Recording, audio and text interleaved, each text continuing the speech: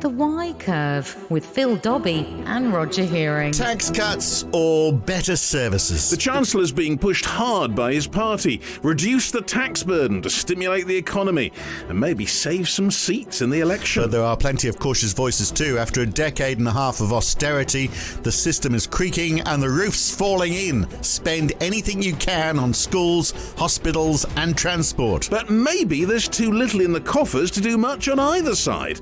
The fiscal headroom is pretty low and we haven't beaten inflation. So what should be in Jeremy Hunt's budget? And what does the UK economy need?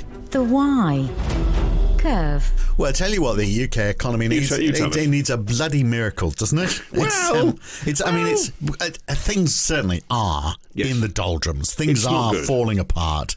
And I don't know whether it is the consequences, I think probably is, of all those years of austerity and underfunding, that it's payback time now. But the problem is obviously that payback is where's the money going to come from? Exactly. It's like all the money that should have been invested plus what we need today. Well, but we've heard all these things. Actually, the government isn't borrowing as much money as they thought they would. And there's all these kind of wrinkles and maybe there's a bit more headroom. They could do a few things. And I mean, there are plenty of mainly Tories, admittedly, out there who'll say, well, cut the taxes and people will invest. People will spend money. People will do what's necessary to get the economy going again. Well, yeah. And if you do sort of give people more money, all you're doing actually is giving them back money that's been taken away. Yeah. So I mean, the one thing they could do straight away is they say we've got this freeze on the tax threshold till 2027.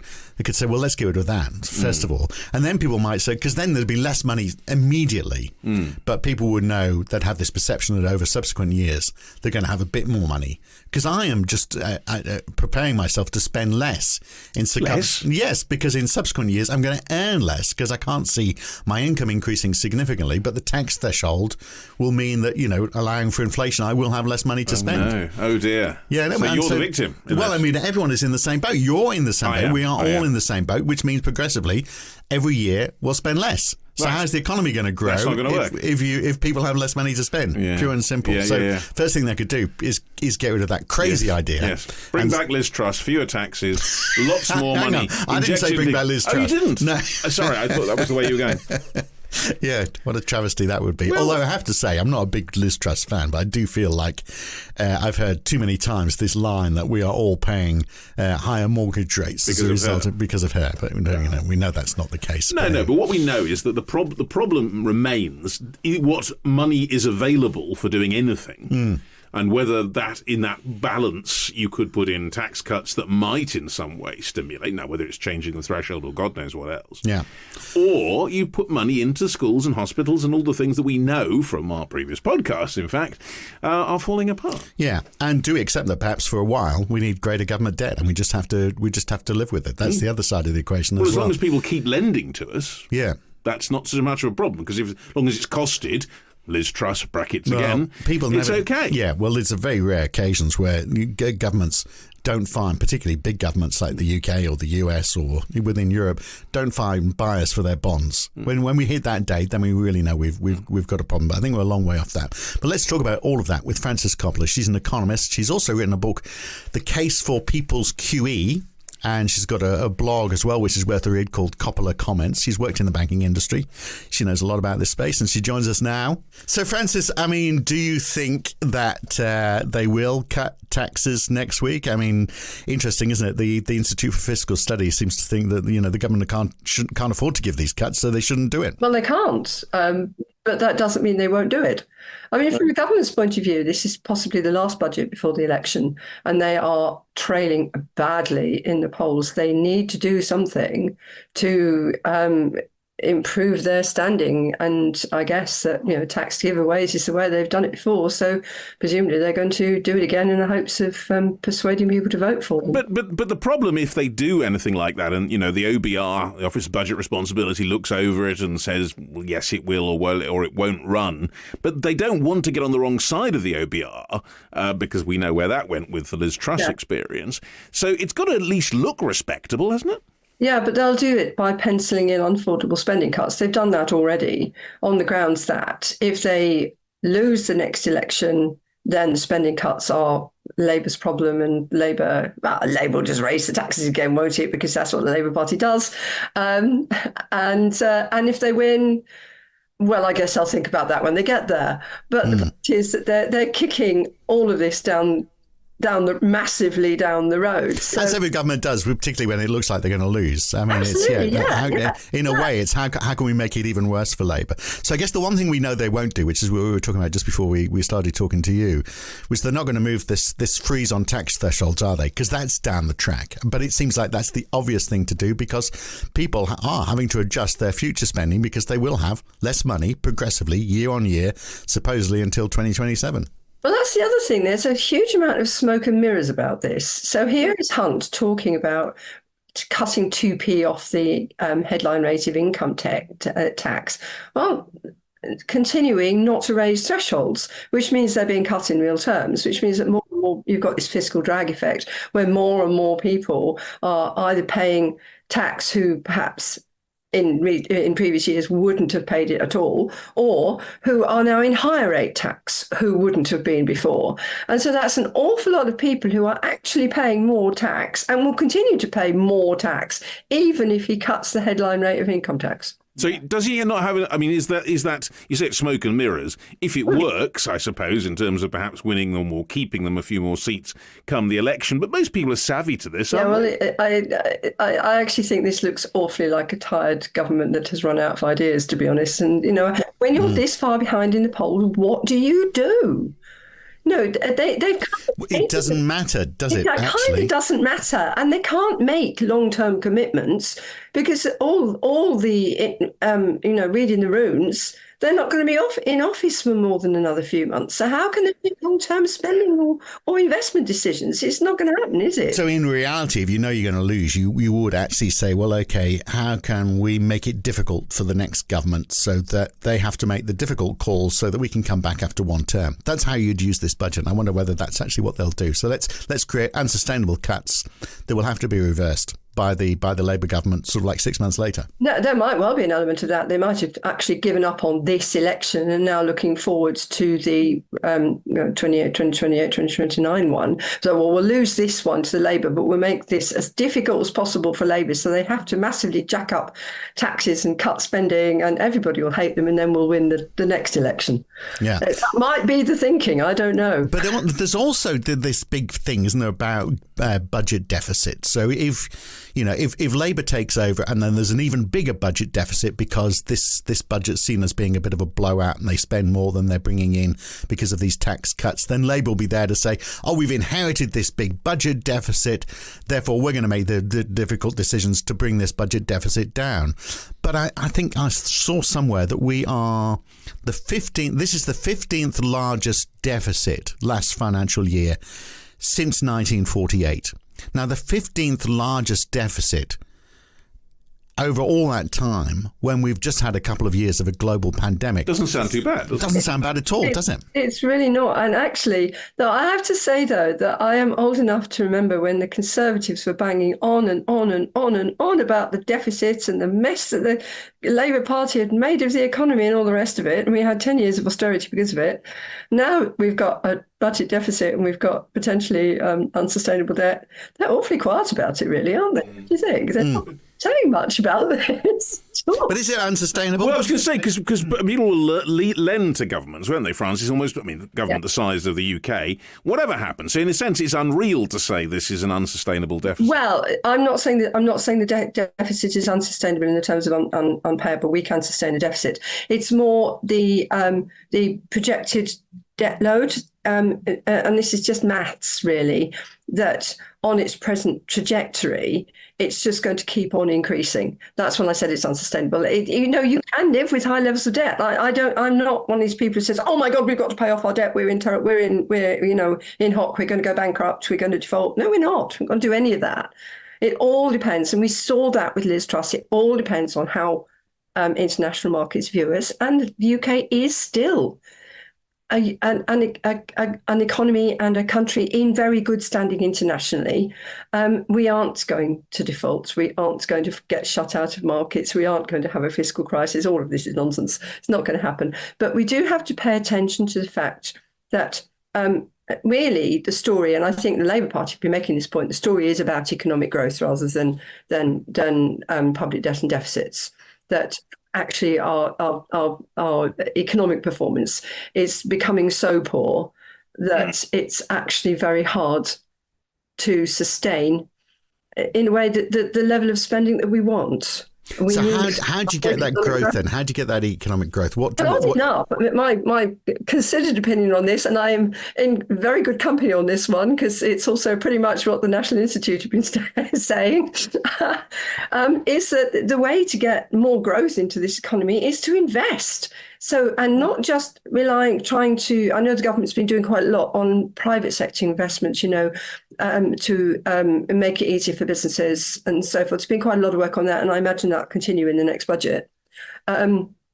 And that's good and important. But public sector investment as well, because it primes the pump. It's almost like a statement of confidence. We are confident in our economy. These are the growth areas. This is what we need to invest in. You need to invest not just in physical infrastructure. There's a lot of talk about roads and potholes, but also in people, in skills. Yeah. And in technology. And I mean, the Inflation Reduction Act in America is being seen as the kind of template for that kind of real injection. And America's feeling the benefit of that. I mean, I don't see how people can possibly say that the extraordinary economic performance of America in the last 2 or 3 years, which is amazing, really, isn't to do with the economic policies. I know there's Trump going out there saying Biden is ruining this country, and I look at the economic figures and go, how? Yeah, exactly. But yeah, you can make the counterpoint, though, and it actually reflects on us too, Francis, which is that the Conservative claim that, OK, if we give people more money back in taxes, that is what will prime the pump, that is what will get the economy going. And there are certainly people in America, as I've heard them, who say it was actually what Trump did during his period in office in terms of tax that is the reason that the economy's doing... It didn't work. Well, it worked further on down the line. They're saying it's what's happening now. But isn't the danger that if you give too much money for people to spend, but you're not encouraging businesses to grow, then you've got a surplus of demand and you haven't got the supply there, which is inflationary, which is sort of like the question. If you have tax cuts right now, isn't this the worst time to be doing it? That was a lot of what was wrong with Liz Truss's budget. It was the right budget at the wrong time. It was the right budget potentially for 10 years ago. It actually was going down quite well then, but because when she was doing it, when inflation was rocketing and interest rates were rising and all the rest of it, it was just a really bad budget for where we were then. The timing was massively wrong. There are times that tax cuts, those kind of tax cuts, can be really good for an economy, but that wasn't it. So and it isn't now either. It isn't now. So what we actually need now is investment. We desperately need investment. If I thought we could get the quantity and the kind of investment we need purely by cutting taxes, then I would support that. But I don't think we can. I think that's been tried multiple times and it's failed every time. So now it is time now to say, no, what we actually need is for government to prime the pump, to step in and invest in the areas that the public sector has demonstrated that it's a bit nervous about investing in. Like what? Well, housing for starters. Yeah. And but also, what about growth in industry growth as well? I mean, because it seems like, well, that's it is the whole supply and demand argument, isn't it? So we talk about, we say, well, if we create too much demand and there's not the supply there, then that's inflationary. So then you say, well, okay, well, let's try and increase supply. So is that the way you have a supply-led recovery? I said earlier about not just capital, didn't I? And it's not just about businesses, also about people. So if I look back to the origins of the welfare states, it's worth looking at this because it's very interesting where it came from. That we think of it as about welfare, but actually a lot of the ideas in it were to do with business, to do with the idea that you needed to have a healthy workforce. You needed to have healthcare so that so that your workers were more productive and so that they could get back to work more quickly. And you had healthcare for wives and children so that men didn't take time off work to look after them. Things like that. You invested in children because they're the future workforce. It sounds awfully utilitarian, but a lot of the ideas that we've used in the past to justify public spending on people are to do with if you invest in your people, and I don't just mean in young people, skills and so forth, but in people's health and their welfare, in social care, so that you aren't suffering this awful drain of skilled women from the workforce in their 40s and 50s, never to return, which is happening and never gets talked about. Where people aren't stuck on waiting lists for months and months and months and months, getting iller and iller, and therefore not able to work or having to stop work early and ending up on the out of work because they're sick list that Fraser Nelson of The Spectator keeps complaining about. Lots of them are on NHS waiting lists. This is an investment in people, but it's also an investment in our economy. But the trouble is, it's a longer term thing, though, isn't it? If you do that kind of thing, you've got to be thinking a fair way down the line in terms of the effect. It's only a long term thing because the backlog is so great, isn't it? I mean, that's right. I mean, we've allowed it to get into this state. This isn't a new thing. So it seems like a no-brainer then, doesn't it? That okay, big investment in health, because we know that it's not just those middle-aged women that you're talking about. It's also a lot of young people as well with mental issues as well. Well, there's enormous stats about that suggesting it's very bad. An enormous number of people who are just not able to work. So our productivity is down. Yeah, I think the mental health crisis needs to be looked at in the round and not just as a health problem, because I think it's a lot to do with circumstances. And if you look at the pressures on young people, I'm actually not that surprised that many of them are really struggling mentally. Look at the pressure. I would have to look again, government policy over the last 14 years, which has hammered young people repeatedly. I mean, young people who can't get accommodation, they don't qualify for full universal credit, all sorts of things. It's actually really hard for them. The universal credit sanctions particularly bite on young people whose jobs are often quite unstable. When you look at what's been imposed on them, I don't think it's that surprising that there's a mental health crisis. Yeah, so we've talked about this recently on the podcast. The last podcast, we actually highlighted some of these issues, but the problem there, as we identified, is the ability to actually affect the politics, because a lot of them, of course, don't vote. But, and also, even if they do, they're outnumbered by the grey vote. That might change over time, so what we're saying here then is invest in public service. Number one, invest in the one thing we know is not actually going to be in the budget next week. Invest in it might be, but it will just be piecemeal. Invest in public services so we get over that problem where there's so many people out of the workforce because of illness. If we can get them back into the workforce in jobs that they enjoy, then we start to see growth within the economy. And it would be worth, it seems like you're saying, I don't want to put words in your mouth, but it would be worth carrying the deficit for a few years to try and correct that situation. And Francis, would the international markets that put money into government bonds, would they wear that? If they, we said how they didn't wear what Liz Truss put forward because it was the wrong budget at the wrong time. But if the Chancellor, Jeremy Hunt, actually says, right, I'm going to massively invest in public services now and there's going to be more debt, would the international money markets wear that? Yeah, actually, I think they would. I've read commentary from market analysts and so forth, which has pretty much said we need much more investment. So, for example, if Jeremy Hunt decided to say we are going to take on board what has been said by credible external economic think tanks such as the National Institute, that we should raise investment to 3% of GDP, markets would absolutely wear that. And we might find, I think, that if we went down that route, given that the rationale for doing so would be to get economic growth moving over the medium term, to raise productivity over the medium term, and to ease some of the strains in public services that are causing a bit of a funk in British business, to be, in my view, we might find that the risk premium on government debt might come down. So we might see a small reduction in. And we've got the Institute for Fiscal Studies saying that the government shouldn't be spending less, and they're hardly a lefty-loving think tank, are they? So and they've also said, actually, one of the things they've highlighted, and I think just about every credible economic think tank has said this now. That the government's decision to freeze investment in cash terms is crazy. That's real terms cuts. And now we saw that in the 2010s with the Conservative government then cut public investment, and we're paying the price for that now. And they think they can replay it now when our public services are in much worse shape. I'm not getting it. So could the government make more money but without destroying, the ability, the spending power of the average Middle Englander or Middle Brit by, for example, looking at the balance, for example, between earned and unearned income? So it's interesting, isn't it, that Nigel Lawson recognised that they should be the same all those years ago. But instead, we're in the situation now, capital gains, dividends, all taxed at a much lower rate than earned income. Yeah, it's interesting. Doing something like that, redressing that balance could go a long way, couldn't it? We might also want to recall that higher rate tax is also at a lower rate now than it was during Mrs. Thatcher. Quite considerably lower.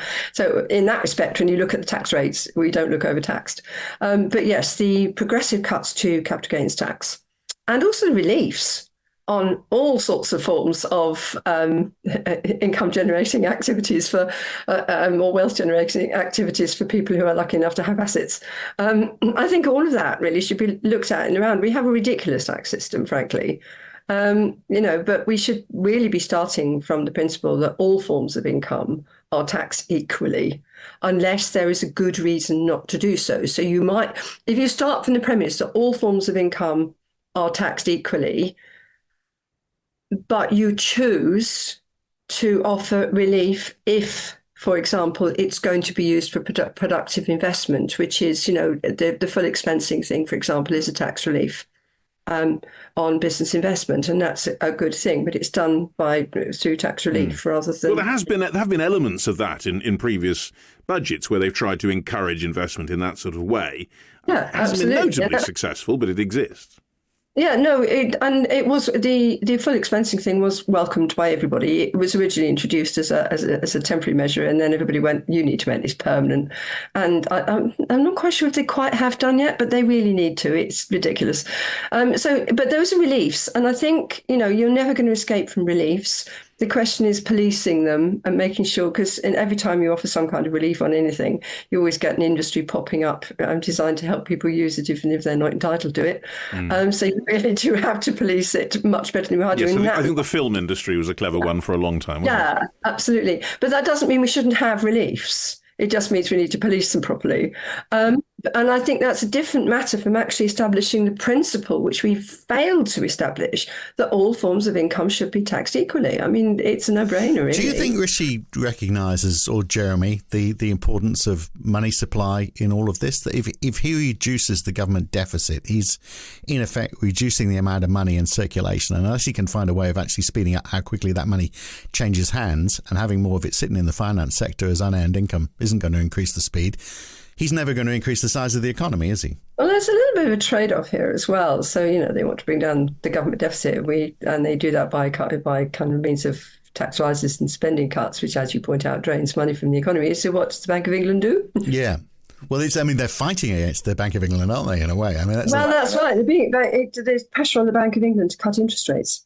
Because when you have that kind of fiscal tightness, the Bank of England, as we saw during the austerity years, the Bank of England was forced to offset it with exceptionally loose monetary policy. We know that it was using, interest rates practically on the floor for over 10 years, and repeated bouts of QE, really to offset George Osborne's fiscal consolidation drive. Well, I mean, do you think that's part of the plan, though? Do you think they're thinking, well, OK, if we reduce the money supply, then we're going to force the Bank of England's hands, and they're going to have to lower interest rates faster, and we'll be credited with that? I'm not convinced they've thought about it that thoroughly, to be honest. No. Well, I mean, I think it's all too complicated for them. Yeah, I don't know that they're necessarily thinking of it like that, really. Yeah, I think they are quite keen on interest rates coming down, because that would give relief to people on mortgages, and people on mortgages are more likely to vote Tory. So there is that. They can credibly claim we have brought, through our policies, we have brought interest rates down so you can afford your mortgages. That might buy them a few votes. That's a real danger, though, for them, isn't it? That actually it might not happen before the election. I mean, it could be very late in the year. The other thing is that because of the change in the structure of our mortgage market in the last 20 years, really, from when most people were on trackers, whereby, so if the Bank of England raised interest rates, you immediately felt it in your mortgage. Now only a minority of people are. Most people are on 2, 3, 5-year fixes, which means that if the Bank of England raises interest rates, or cuts them for that matter, you don't feel it immediately. You feel it sometime later. Yeah, but it's coming. That time is coming now, isn't it? People are ticking out the end of their 3-year mortgage, and variable lags of monetary policy have become much longer and more variable, which causes problems. But the way in which this is looked at, from the government point of view, is inflation. So the extent to which that's going to affect the prospects for inflation are going to affect the Bank of England decision. But on that point, Francis, I mean, I suppose the Chancellor may well mention where we are in terms of tackling inflation as one of the indicators of what he is or cannot do. But okay, well, first of all, where do you think we are on that, and what difference will it make? Inflation is coming down. I mean, it's going. We know it's going to come down because of the way energy pricing works in this country. So that in April there's going to be a sharp fall in inflation just because of the shift in base effect. The energy price cap shift. It's going to come down, and base effects.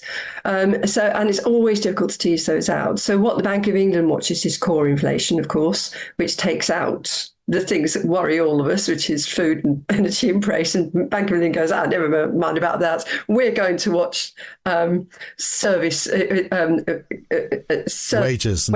the service sector. That's our carers' wages going up. Well, they are going to because the food's gone up. It's raising the living wage. That's going to raise core inflation. Yeah, to that as well. Yeah, exactly. Yeah, I know. But core inflation is coming down. I mean, there's no overall. Yeah, inflation is coming down. And that will mean, so what's being priced in at the moment is interest rate cuts during the course of this year, but we don't know how quickly it's going to come down. It seems to be slow, and that was the point I was about to make. That it's the fact is a lot of people will be coming off their 3-year mortgages, and even though interest rates are coming down, they won't have come down a great deal. They'll still find there's a big increase just before the election. Big increase just before the election.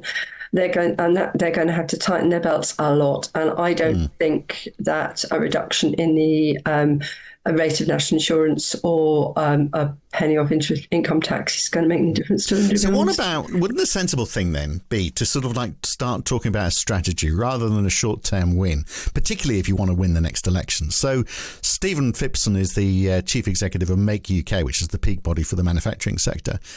He said this week, first of all, a budget twice a year, in effect, which is what we've got, just creates uncertainty for business. There should be really only one budget per term of government. Why this semi-annual tinkering at the edges? Imagine that will even be possible. Well, I mean, but yeah, you get a year in, you've had a chance to sort stuff out. And then I do think he's a business. He has an annual budgeting cycle. I don't see why the government shouldn't have an annual budgeting cycle. But his point was, I think, but his business will almost certainly have a strategy. So his budgeting process will be working to that strategy, whereas the government... That's different from the budgeting processing, though, isn't it? And maybe that's the point, is that... Where's the strategy? Kind of fiscal strategy has got mixed up with the budgeting process. So rather than having this is our budgeting process within our fiscal strategy, we're now using the budgeting process to reset the fiscal strategy, and we're doing that twice a year, which understandably it means everybody's going, what? Yeah, what is the strategy? Well, his point was there's been however many industrial... How do they plan, and how many industrial strategies have we had in the UK? If you look at the last budget, the strategy was called, this will make you laugh, it was a budget for growth, which, we've just had 7 quarters of decline in GDP per capita. UK, and he said, the UK is going to avoid a recession, he said last year. We're on that too. Well, I actually think that when you look at the trend, the growth trend for the UK, what we have is stagflation, actually. Yeah. I know it's a technical recession, but it's like 0.1%, and it'll probably be revised upwards because a lot of ONS flash forecasts like that are. So I wouldn't. It's not going that backwards, but it's certainly not going forwards.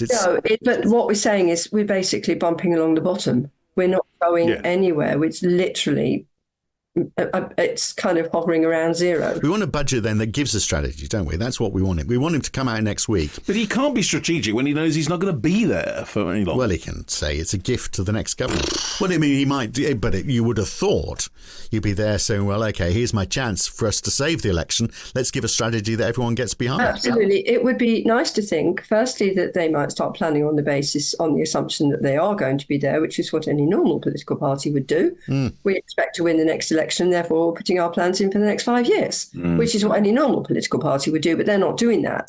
They're saying we're just going to look. We can't see beyond the end of our noses because we don't think we're going to be here. I mean, they are signalling that they expect to lose. They are, and also that one would like to think that, I'm sorry, but the quality of our politicians is awful. But everywhere, I think we had some actual public servants there who said, yeah, okay, so I might not be here to be in post to see this through, but this is what needs to be done. So this is what we're going to put in place. And we hope that the next administration picks up what we have put in place and continues to operate it with only small changes, because this is what we think needs to be done. And that's not happening, and that hasn't for a long time. Given there's 4 things you can do, really, if you're trying to manage a budget, you can increase tax revenue, you can reduce government spending, you can grow the economy so you get a broader base and hope that that's going to bring in more revenue. Or you can just have high inflation. Oh, yeah. That too. Yeah, you can inflate your way out of it. Okay, that's 5 then. 5 things. I had 4, you've given 5. What have the Romans ever done for us? Or you could just accept a higher. My 4th one was just accept the higher budget deficit. So what do you think is the tack they're going to take next week? They're going to have to accept the higher budget deficit anyway. They have no way of getting out of that at all. They've set themselves a target of getting debt to fall as a proportion of national income over 5 years, which, of course, like I said, they're signalling they won't be here to see through. So they won't care very much about that either. So I doubt if we're going to hear all that much about growth, to be honest, because, like I said, all the mood messages, we don't care. So I think we are going to see some fairly silly tax cuts and actually some missed opportunities, because, like I said, our tax system really is quite silly. It's got all sorts of anomalies in it that they could iron out, which would benefit various people. There are things they could do. They could make the work allowances taper less steep. They could get rid of the ridiculous taxation of child benefit that Cameron introduced, which creates ludicrous marginal tax rates for people on quite moderate incomes who happen to have a few children. They could maybe address the cliff edge with the withdrawal of the personal allowance. I mean, there are these things they could do, which actually might give some relief to what Theresa May called the squeezed middle, and even to some people on much poorer people as well. If they wanted to play around with the tax system, they could do a little bit more on business investment. There are things they could do that wouldn't necessarily that would just smooth things out of it to make it make a bit more sense. And like I said, they could raise capital gains tax. But you don't have much faith they're going to do any of that. I don't think they're going to do any of it. I think it's because it doesn't grab headlines. They'll do something that'll grab headlines. This is about electioneering. Well, then national insurance is what's been flagged up, along with taxing vapes, apparently, whatever that means. Right. Well, they haven't really thought that one through either, and that bothers me hugely, that people don't understand national insurance. I think it's good that they are now actually treating it as, it's a tax. Right. But what they haven't done is they made the connection between that and the state pension. So they have not discussed if they cut the rate of national insurance, how they are going to fund a state pension. Because as it stands, its state pension is funded from national insurance. Fully, is it? So it's ring-fenced, is it? Yes, it is. It's fully funded. The only time it hasn't been in the last 15 years, in 2014 to 16, the government topped it up from general taxation because it was actually on an unsustainable trend at the time. But that was a temporary measure while the effect of raising the state pension ages came into force, which eventually made it self-funding again. It's a regressive tax, of course, as well. So, I mean, the simple thing to do, which they're never going to do because it's not going to win with Tory voters, is say we're going to abolish it and we will just take it out of general taxation and just put tax up. No, I mean, George Osborne talked about doing that and never actually did it. Somebody needs to, but it's a huge change. It's not simple to do. One of the biggest problems with it is that nobody over the age of nobody over state pension age pays it. So pensioners who are working who have unearned income don't pay national insurance. So you can't roll it into general taxation. It's got to stand alone unless you tackle that. Overall reform, as we were saying. You don't want to tax those. You don't want to tax those people who are nearing 65. God, we don't want that to happen. No, because we never want. Thank you, but they also vote Tory most of the thing, so that's another issue. But I actually think we should tax them if they. I'm not saying anything at this point. It's all too dangerous for words. I think so too. But anyway, it is absolutely massive reform, which no government is going to tackle in the 6 months before an election. Tax reform is another issue, isn't it? We'll come on to on this podcast, but we're drawing to the end, I guess, of our thoughts about this, Francis. But so your sense overall is that this will be a budget entirely with a view a fizzer on the election and with no massive changes that are going to make much actual difference to the nature of the UK economy. That would be my view, yeah. I don't see any forward thinking. Like I said, they look to me like a tired government that has no ideas and thinks it's going to lose the next election. If it's looking forward at all, it's looking forward to the election beyond that. So we might see some possible policies that might be pointing in that direction. Well, you've got to commend them. Despite all of this, they still keep on showing up for work. So you've got to give them some sort of. Lots of them don't. That's true. I was going to say, that's no guarantee on that either. Well, to retire or resign or whatever. Well, we're all standing down at the next election. It seems like it. Francis, thank you for being with us. Thanks for giving us some insights on the budget. We shall see what actually happens. Thanks, Francis. That was fun. So, next week when the budget is on, we won't be talking about the budget because we've done that now. We know it's not going to be particularly interesting or particularly relevant to our lives. No. What is more relevant to our lives, strangely... In a terrible way, is something that's been happening now for 5 months, about 2,000 miles away, and I'm talking about the Gaza war, which is... considering what it is, has had an extraordinary effect on British politics, British society. We hear talk about anti-Semitism, massive demonstrations. We hear talk about Islamophobia, which is seeming to be undermining the political institutions at the moment in various ways. Certainly claims on quite a dramatic scale about the extent of Islamophobia, but also about the extent of, as some politicians put it, Islamists taking over in certain areas. So there's a lot going on in British politics related to this. And it's reached a peak, hasn't it? Yeah. It's always been there for decades. Obviously, this part of the world has got people, in varying degrees, just angry from one side or the other, and taking huge offence whatever anyone says. Yeah. So just saying, by the way, we might offend someone next week. But... Well, I mean, I feel like I'm going into it a little bit of trepidation because you do worry about saying stuff which can be easily misinterpreted, and then you get branded with something that you'd like to think that you're not. Yeah, but what we're going to be trying to do is look at the effect that it has had on British politics, which I don't think anyone can deny, whatever the rights and wrongs of it all.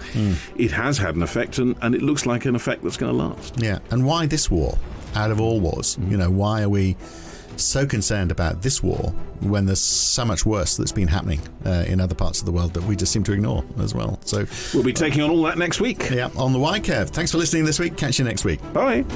The Y Curve.